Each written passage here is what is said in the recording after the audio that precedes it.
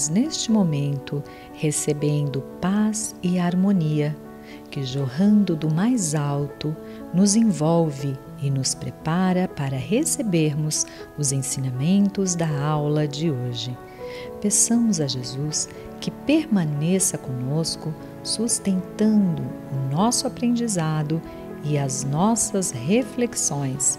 Que assim seja, graças a Deus.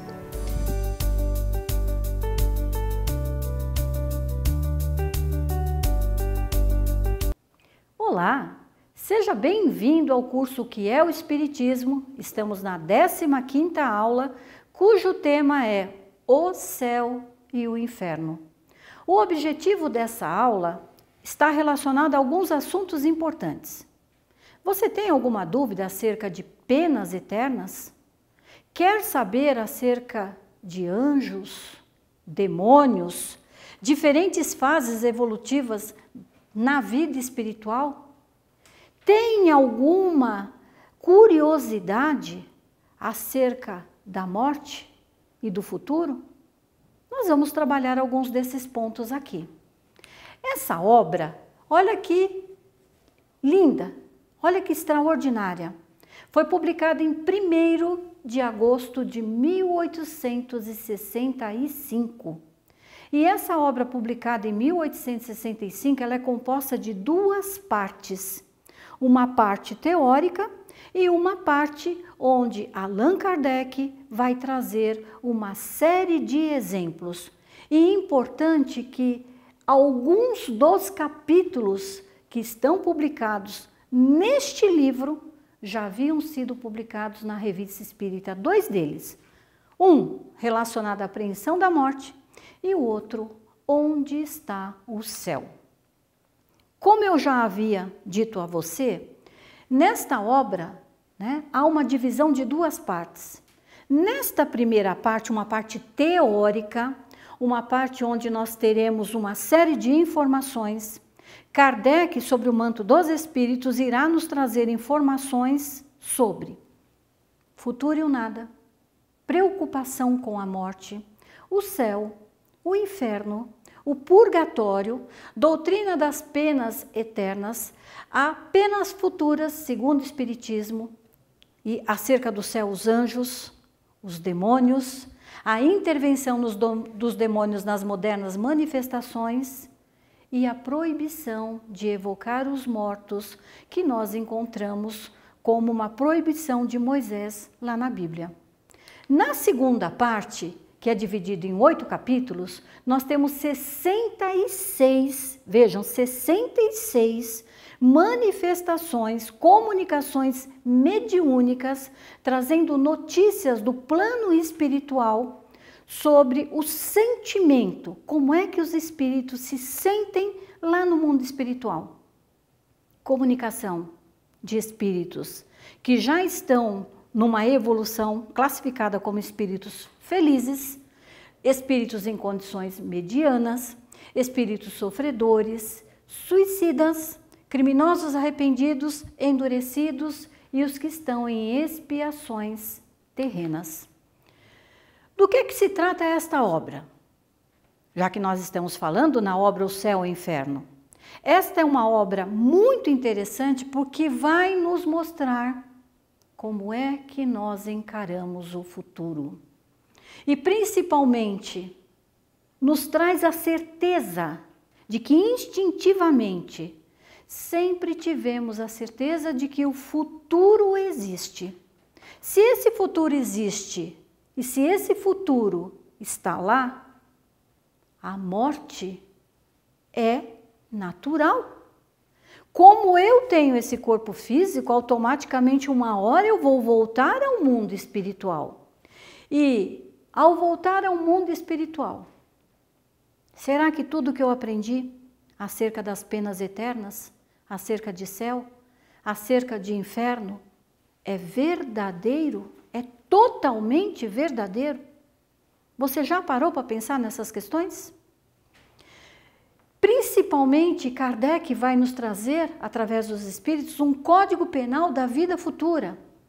E ao nos trazer esse código penal da vida futura, nós temos literalmente um apunhalamento nas superstições que geram esses assuntos, que estão por detrás desses assuntos relacionados principalmente à morte. Está preparado? O início dessa obra começa a falar do futuro e o nada. Por que começa a falar do futuro e o nada? Porque existe uma corrente filosófica chamada materialista que prega que não existe futuro, que não existe nada após a morte. Pensa comigo, se não existe nada após a morte, então o que essa doutrina filosófica está nos dizendo é: vamos viver plenamente o presente, não é isso? O que é que representa esse nada, já que não existe nada após a morte?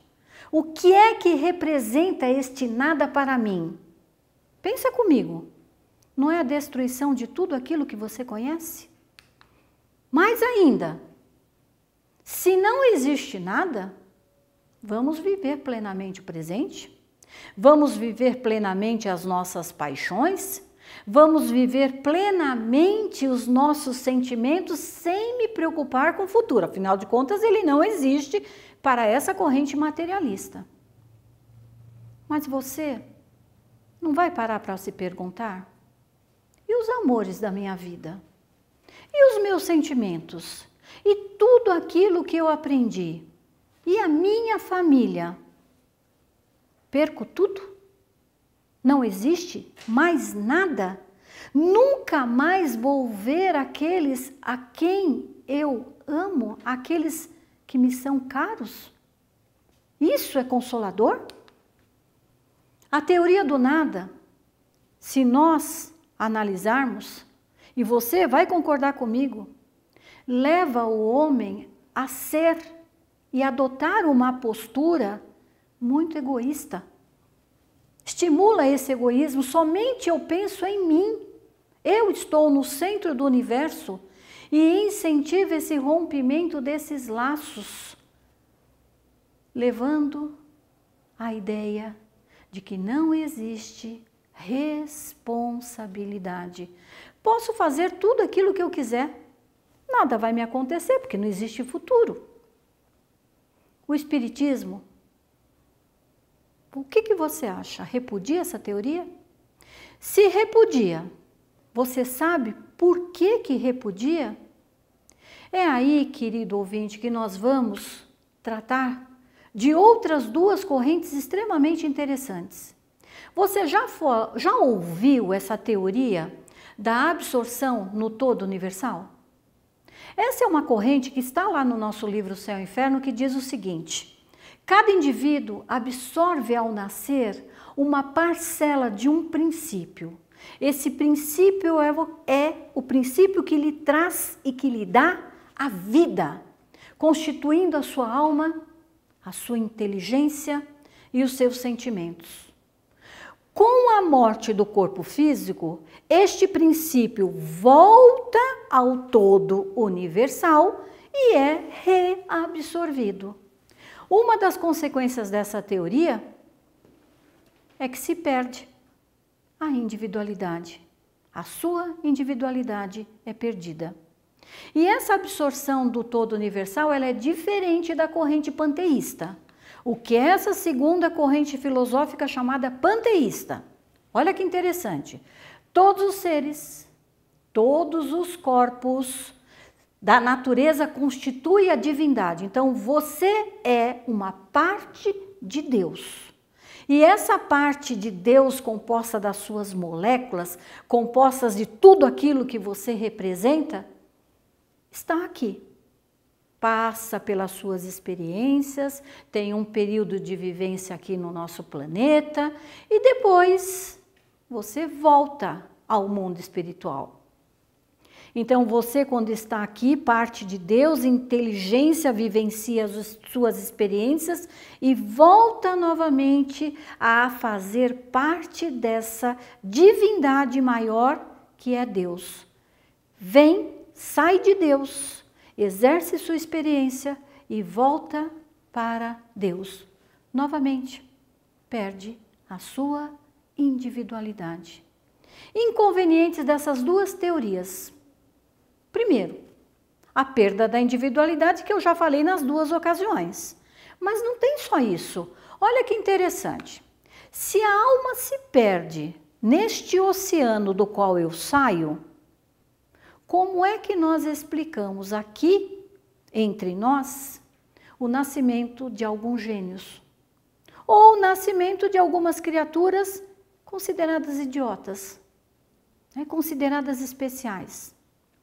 Como é que podemos explicar este Deus sem uma qualidade que o diferencie de todos os outros? E olha que coisa mais interessante. Se ele não tem uma qualidade que o diferencie, então não tem comando. Se não tem comando e todos estão sujeitos à lei do progresso, então Deus também se submete à lei do progresso? Se Deus se submete à lei do progresso, o que é que o diferencia de nós? Não é um inconveniente ou não são inconvenientes relacionados a essas duas teorias? Tem mais algumas ponderações.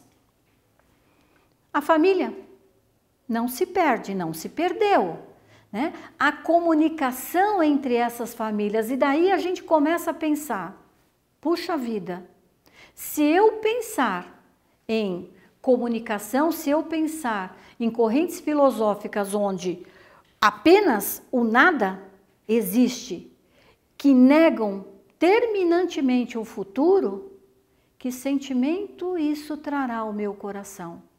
Pensa comigo. A comunicação, o Espiritismo diz que há a comunicação entre os mortos. Então o Espiritismo nos deixa muito claro que a família não se perde. Se a família não se perde, esses laços familiares não se rompem. Se esses laços familiares não se rompem, essa teoria do nada nega o meu reencontro com aquelas criaturas que eu mais amo, com aquelas criaturas com quem eu tenho mais afinidade. Isso é justo? Isso é amoroso? Quer dizer que nesse estágio que eu estou aqui, eu venho, volto, eu não cresço? Fico sempre, em termos evolucionais, na mesma condição, sem a oportunidade de novos aprendizados?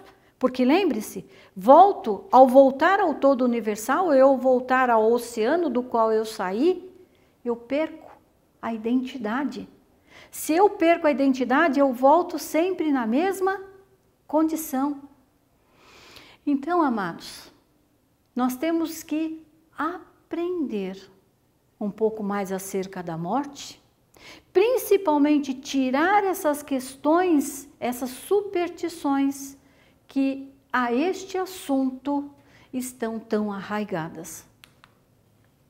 O céu e o inferno, eu tenho certeza que você já deve ter ouvido falar, são antagônicos. Céu está relacionado ao bem, inferno relacionado ao mal. Céu relacionado ao alto, inferno relacionado a abaixo. Já ouviu esse tipo de expressão? Onde essas duas figuras são antagônicas? Pergunto eu a você. Se em razão de algum malefício que eu tenha feito, se em razão de alguma situação, né, de algum pecado, eu já estiver sendo condenado ao inferno, pergunto eu a você, para que é que eu vou me esforçar se eu já sei que eu vou para o inferno? Para que é que eu vou tentar me melhorar se eu sei que após a minha morte eu irei ao inferno? Isso é consolador? Isso torna o nosso coração mais alegre, mais feliz? Para que é que eu vou me sacrificar se eu já estou condenado? Onde fica o céu? Onde fica o inferno? Onde fica o purgatório? Será que é alto? Baixo? Será que essas informações são totalmente verdadeiras? Com o Espiritismo, o céu e o inferno Essa obra deixa muito claro. Não há mais espaços circunscritos, céu é para cima e inferno para baixo. Não, ficou confuso? Calma. Céu e inferno é estado desta alma, é estado desse espírito. Então o inferno está em toda parte. Assim como o céu está em toda parte, é estado da alma.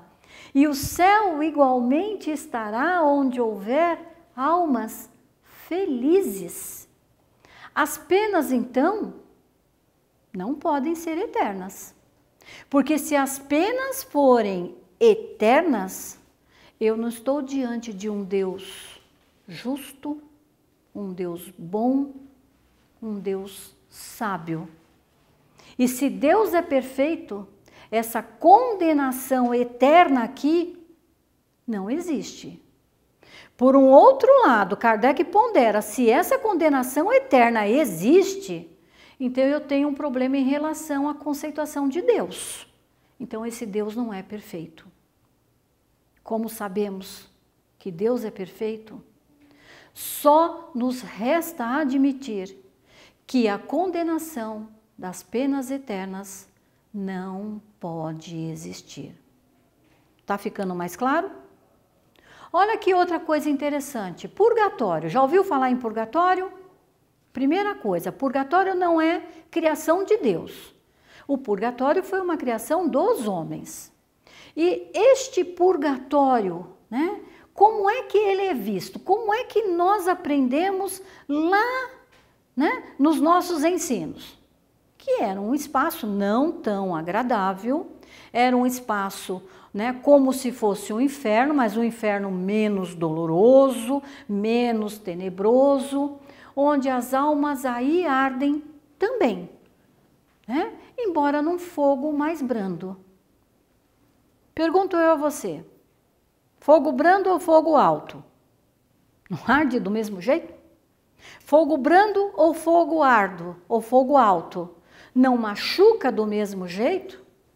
Então, este purgatório, como ele é visto aqui, também nos traz a ideia de um ambiente doloroso. O que é purgatório? Kardec pergunta. E os espíritos nos respondem. É o estado onde eu depuro as minhas falhas. Por exemplo, planeta Terra.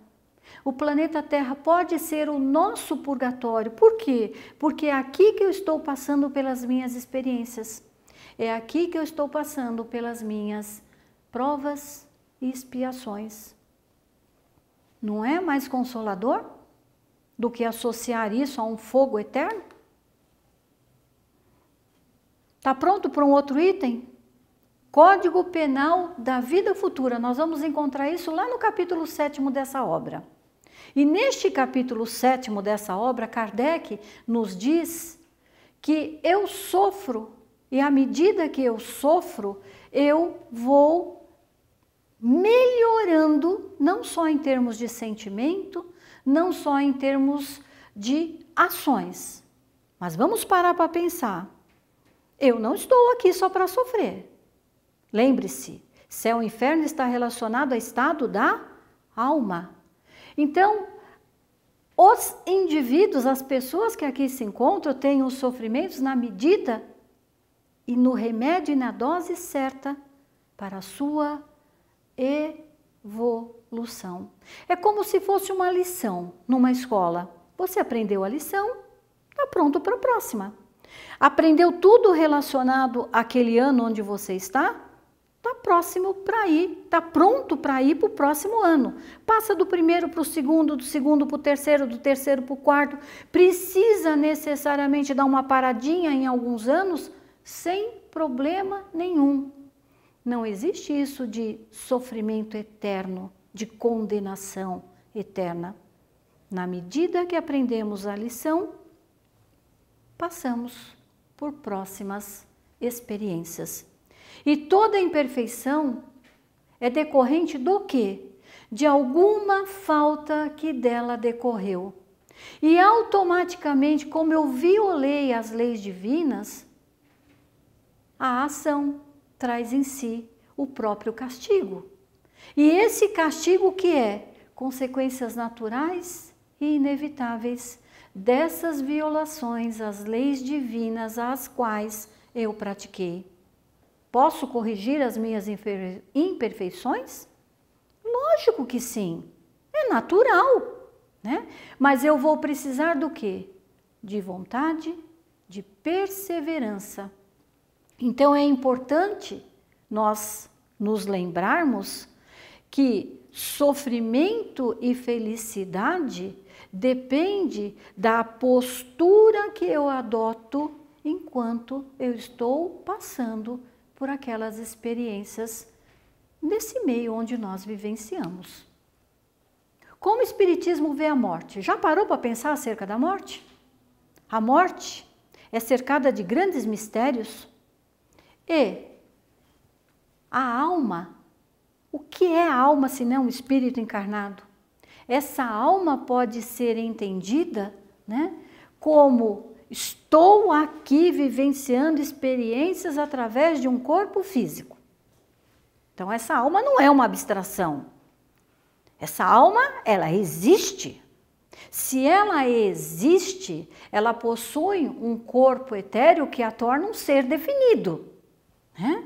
E a alma é uma individualidade. Você já parou para analisar os membros da sua família? Tem alguém lá igualzinho, igualzinho? Igualzinho em aptidões? Igualzinho em percepções? Igualzinho em sentimentos? Você deve estar pensando aí, mas eu conheço gêmeos. Gêmeos podem até ser idênticos na aparência, mas olha o modo de sentir de cada um deles. Somos individualidades extraordinárias. Somos indivíduos únicos. Se somos indivíduos únicos, amados, os que nos são caros não podem ser perdidos. O mundo corpóreo e o mundo espiritual constantemente se auxiliam, constantemente se conversam. E Kardec desenvolve isso através de um outro livro que vocês já, se não estudaram, nós vamos estudar, que é o livro dos médiuns, que é o meio pelo qual, né, o mundo corporal recebe as notícias desse mundo espiritual. Mediunidade, médiuns. A dúvida sobre o futuro, a partir desse instante, já não se faz mais. Eu tenho certeza de que, como espírito que sou, o futuro existe. Eu tenho certeza que nada, absolutamente nada, se perde acerca de famílias. Então, a morte é desmistificada. Aqueles que estudam com profundidade, aqueles que conhecem com profundidade, não temem mais a morte. Por quê? Porque eu já sei que eu vou reencontrar aqueles a quem eu amo. Eu já sei que eu vou reencontrar aqueles que me são caros. Então nós esperamos com mais tranquilidade, com muita tranquilidade, como uma libertação, essa ida, essa volta ao plano espiritual e não mais como nada.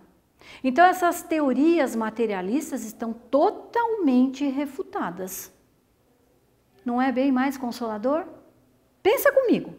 Não é bem mais consolador do que imaginarmos que não existe o nada? E que temos que viver apenas e somente apenas pelas questões materiais que nós estamos aqui, as nossas paixões, os nossos gostos, os nossos desejos? Não dá muito mais tranquilidade essa teoria que nós encontramos nesse livro Céu e Inferno? Temos mais informações. Você já parou para pensar o que são os anjos? Tanta coisa se falam dos anjos, que eles têm asas, que eles voam, não é assim? Você já ouviu falar de anjo? Esse livro explica o que são anjos.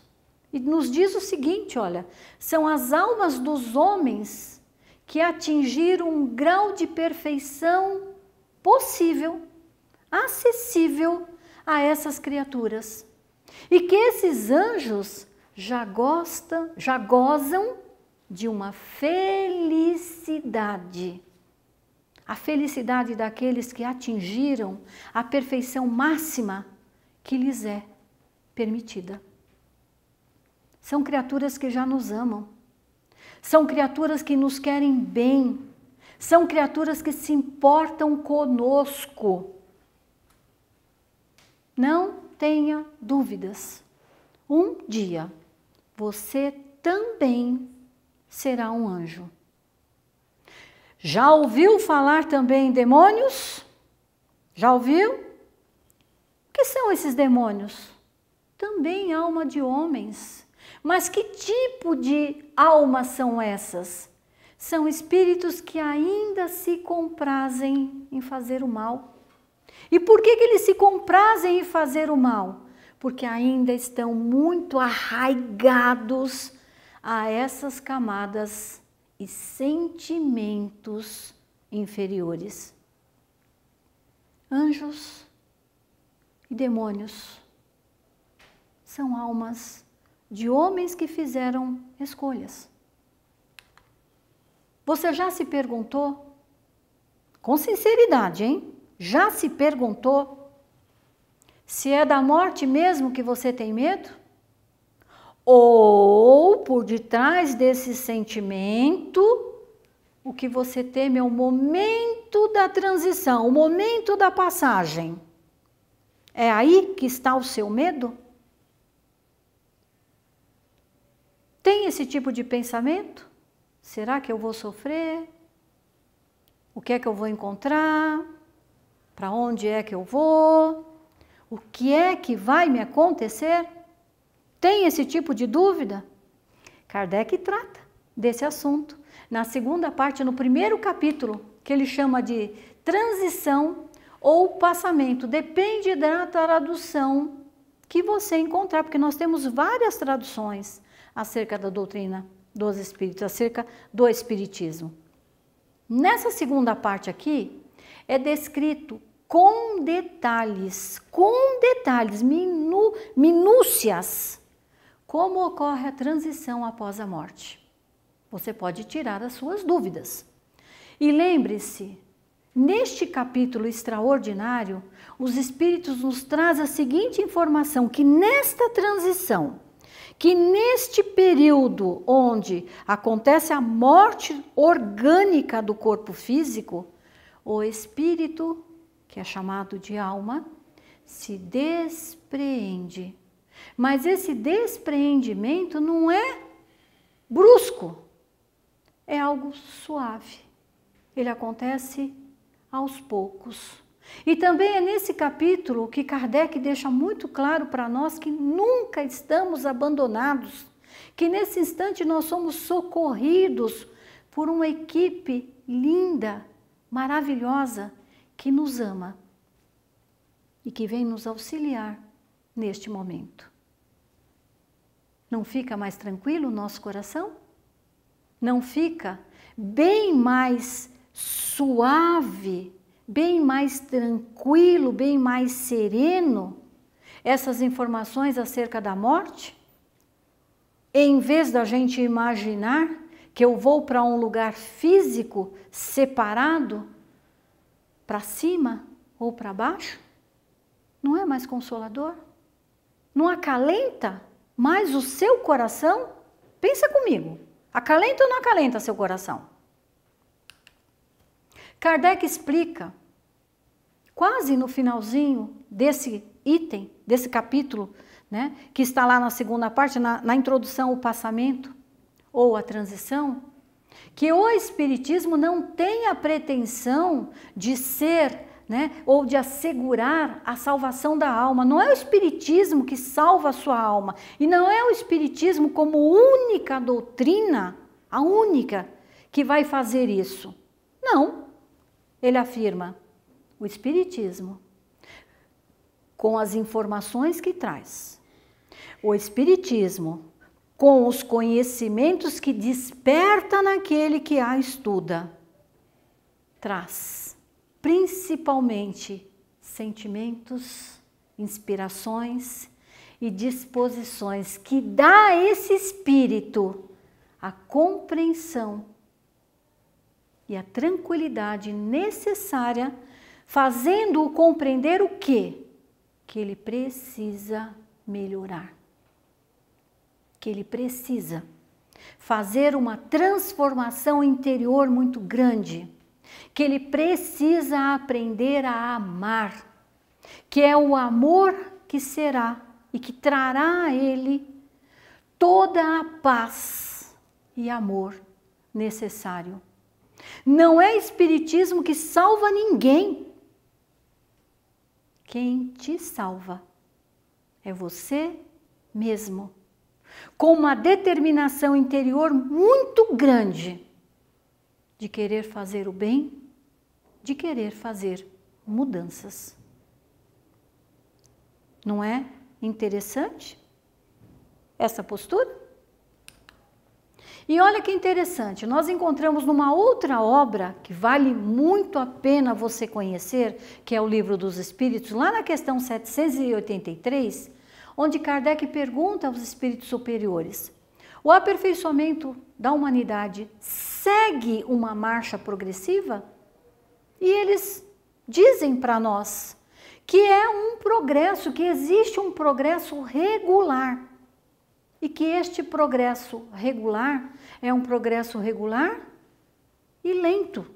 A natureza não dá salto. E que resulta pela força das coisas. E que, olha que complementação na questão 793. Somente a educação pode transformar os homens. E essa transformação aqui vai acontecer pelo processo de educação do espírito. Essa educação não só intelectual, porque eu preciso entender intelectualmente como as coisas acontecem ao meu redor, mas principalmente pela educação moral. Precisamos entender como temos que nos relacionar com as outras pessoas. Como eu posso ser a diferença lá no meu lar? Já parou para pensar nisso? No plano espiritual? É igualzinho. Se aqui eu posso fazer a diferença, quando eu volto ao mundo espiritual, eu também posso fazer a diferença. Se eu me educo aqui no plano espiritual, eu também posso me educar. Estudo no plano espiritual igualzinho como eu estudo aqui no plano material. Não vamos nos esquecer que são apenas dimensões diferentes. O progresso, não duvide, nós vamos voltar muitas e muitas e muitas vezes. Preste atenção aqui, ó. O Evangelho segundo o Espiritismo nos diz que existem 5 mundos. Mundos primitivos, mundo de provas e expiações, que é o mundo do planeta Terra, mundos de regeneração, mundos felizes e os celestiais. Os Espíritos nos deixam claro que o planeta Terra está caminhando para a regeneração. Olha que lindo, já estamos caminhando para a metade do percurso que nós temos que fazer. Então nós vamos voltar várias e várias vezes. Para quê? Para aprender.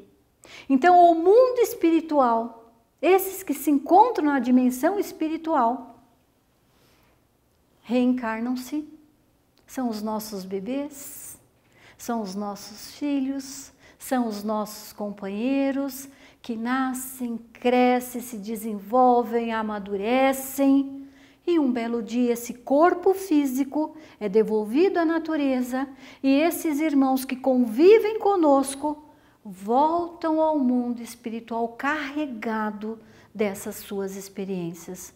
Não é acalentador percebermos que são os mesmos espíritos e que a reencarnação é uma lei.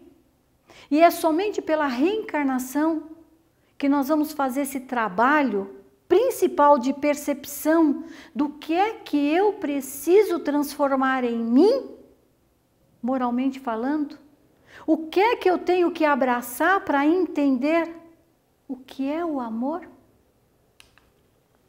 Kardec evocou muitos espíritos, muitos mesmos. Nessa segunda parte dessa obra, O Céu e o Inferno, nós temos 66 comunicações. E para nos provar, né, para que ele fez essas evocações todas? Para nos provar que existe um mundo espiritual. E que este mundo espiritual, que é a nossa verdadeira morada, nós não precisamos ter medo. Que a providência divina é maravilhosa. Isso não é maravilhoso? Não é maravilhoso? Não acalenta o teu coração? Não te deixou mais sossegado? Tem curiosidade para saber o que está contido nessa segunda parte? Aqui, ó. 66 comunicações mediúnicas, trazendo informações do estado de espírito, do sentimento de espíritos felizes, espíritos em condições medianas, espíritos sofredores, suicidas. Os nossos companheirinhos que cometeram esse ato, eles vêm nos dizer como é que eles estão sentindo. Criminosos arrependidos, espíritos endurecidos e expiações terrestres. Ficou curioso? Dá uma olhada na obra. É linda demais. É espetacular esse livro. Vale a pena nós nos debruçarmos para estudar as informações e os conteúdos que se encontram nessa obra. Gostou? Achou interessante? Será que você conseguiu entender tudo aquilo que nós conversamos? Responde a essas perguntas aqui, ó. Qual é o principal objetivo da obra Céu e Inferno? Como é que a obra está estruturada? E como devemos nos preparar para a morte e para a vida espiritual? A bibliografia se encontra aqui, você pode consultar. E lembre-se, nós nunca estamos sozinhos. Jesus e a sua equipe vela por você e toda a sua família. Muita paz a todos.